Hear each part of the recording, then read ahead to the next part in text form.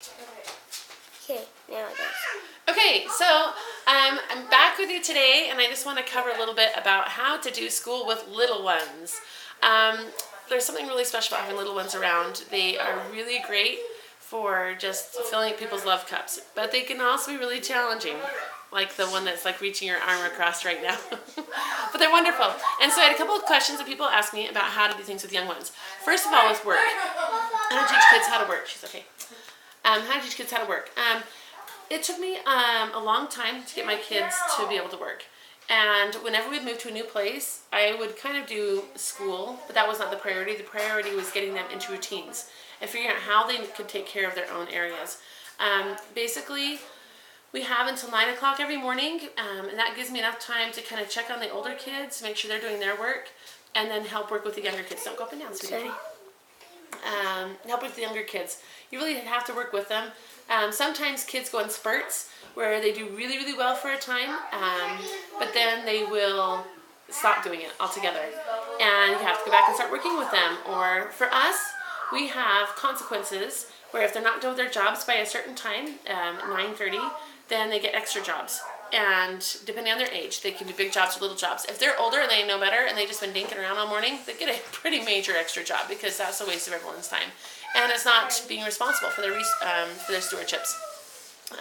So, just something about the different ages. So, I think the best age to start is like 5, to give them start little jobs. I get it, Maya, thanks. Little jobs and stewardships, like Maya. Right now, she should go and hurry, get dressed, and do her basics. So she's done by 9 o'clock. So hurry, can you get dressed and go make your bed? Say, I would love to. Okay, so when that happens, then I say, okay, let's go do it together. But obviously you're not going to do it right now because I'm doing this film. So you do a lot of working with them. Maybe she might do it on her own. We'll see. And then, just so you know, there are times, so there might be times when they do really well, but it's kind of like the core phase, level of learning phase, scholar phase. I believe they go through it with work too. They learn the core of how to do it, then they kind of, I don't know if fall in love with it's the right thing, but they feel motivated to do it. But then they kind of go get really responsible, then they're less responsible, and really responsible and less responsible. And they practice responsibility until they really get to the point where they're responsible. And so I've had 16-year-olds lose their stewardship because they're not doing it. And so that means they have to go back and they have to rotate through all the jobs and show that they can do all the jobs again. And that's kind of painful because you have to do every job in the house for at least a week, and some people really don't like some of the jobs. So they have to be accountable. I don't know if this is making much sense. I should probably get a visual going with it too. But you can see on my website, on my blog, what our different jobs listed are, I think. So I'll go check and make sure you can do that.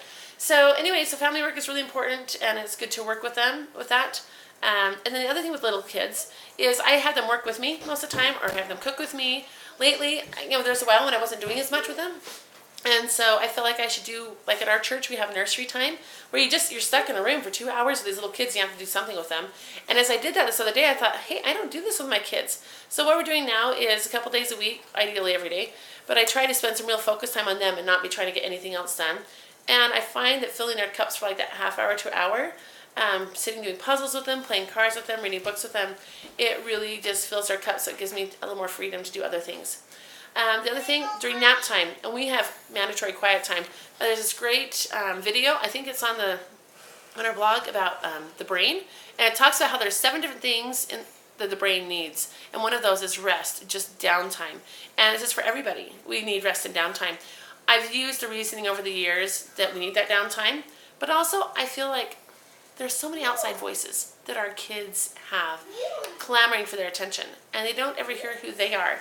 There's a great book called Against the Pollution of I by this blind man, and he talks about how people, they don't sit for even like 2 minutes. If you sit for 2 minutes of complete quiet, look at what your thoughts are and where they're going.